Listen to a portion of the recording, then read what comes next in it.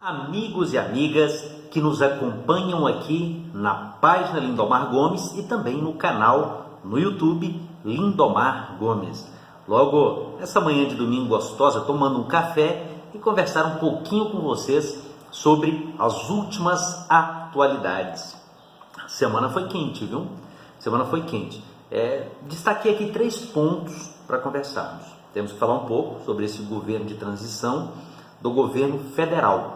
O principal ponto, claro, infelizmente, nos últimos anos, os principais pontos que temos discutido na política brasileira é sobre a questão de corrupção. A questão ética, infelizmente, dominou o nosso discurso e as nossas discussões. Isso é muito ruim. Ruim por quê?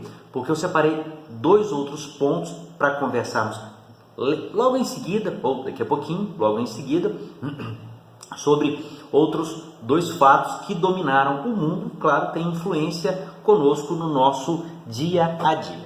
Por quê?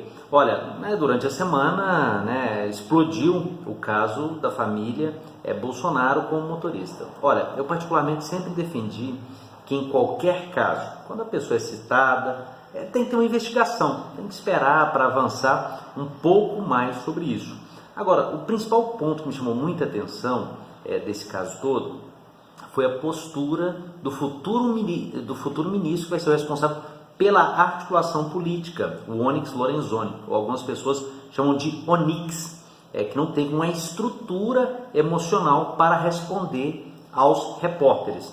Logo antes do estouro dele, de abandonar a entrevista, ele havia pedido uma trégua para os veículos de comunicação. Olha, quem está na política, quem ocupa postos chaves, precisa ter tranquilidade e precisa, acima de tudo, ter equilíbrio. Então, ou seja, para o futuro governo que for assumir, precisa ter muito equilíbrio.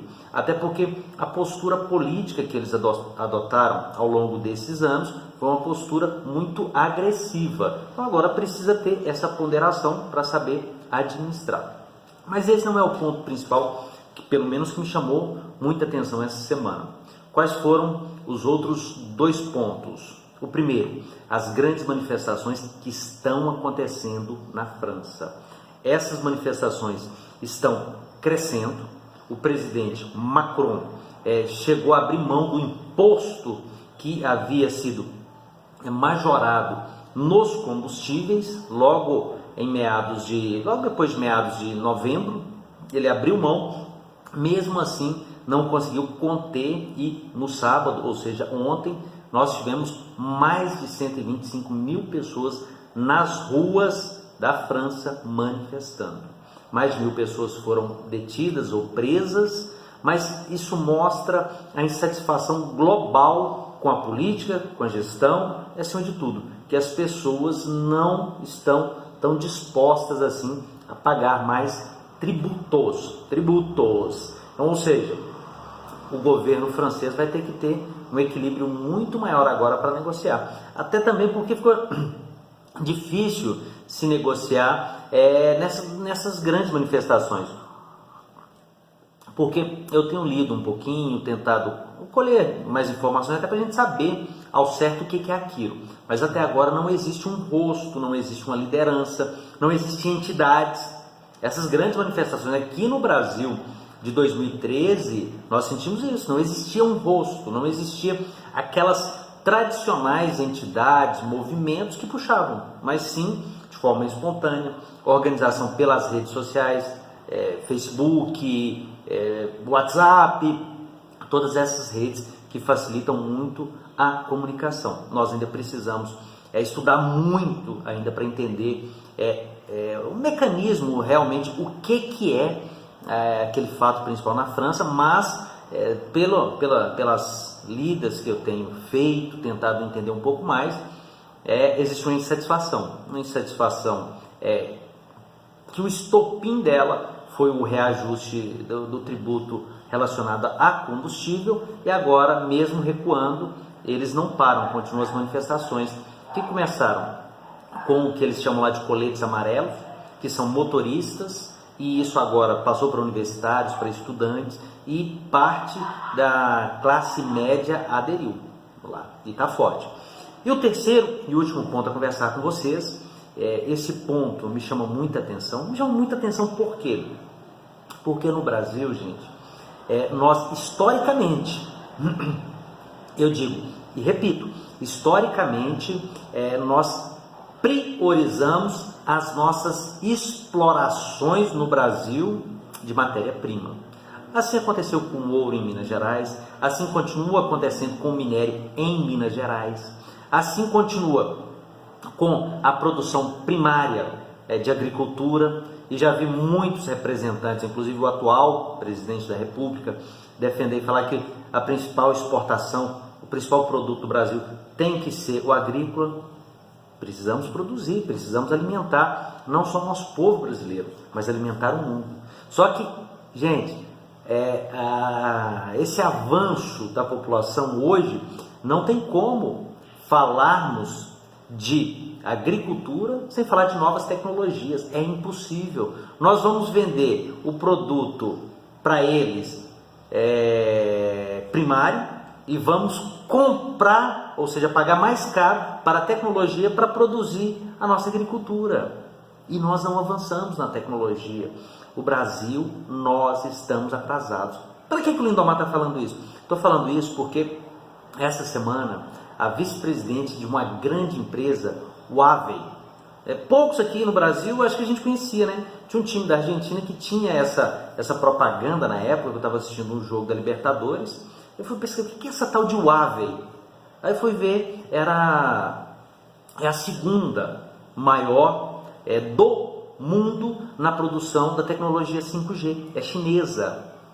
A vice-presidente que foi presa, aqui no Ocidente nós conhecemos ela como Sabrina Men. O nome dela é bem complicado, é um chinês, eu ainda não entendo nada de mandarim, também talvez não vou nem entender, minha vida ainda vai, não vou conseguir estudar isso, talvez seja uma língua que futuramente vai até dominar. Mas voltando ao nosso assunto principal, ela é filha do dono dessa empresa, é chinesa e foi presa no Canadá. Foi presa no Canadá, acusada de quê?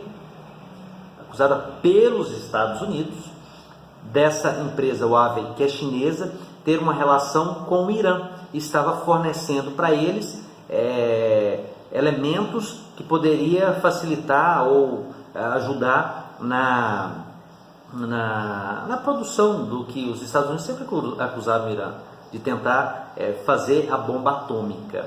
Então ela foi presa e também tem uma outra acusação de espionagem, e ela está presa. Isso influencia em quê? Isso influencia em várias coisas. A relação internacional do comércio hoje é disputa Estados Unidos e China. E uma outra disputa. Essa disputa, ela é tecnológica. É cada um tentando produzir a melhor tecnologia para tornar o produto do outro obsoleto e, naturalmente, comprarmos o produto daquele outro país ou daquela outra empresa.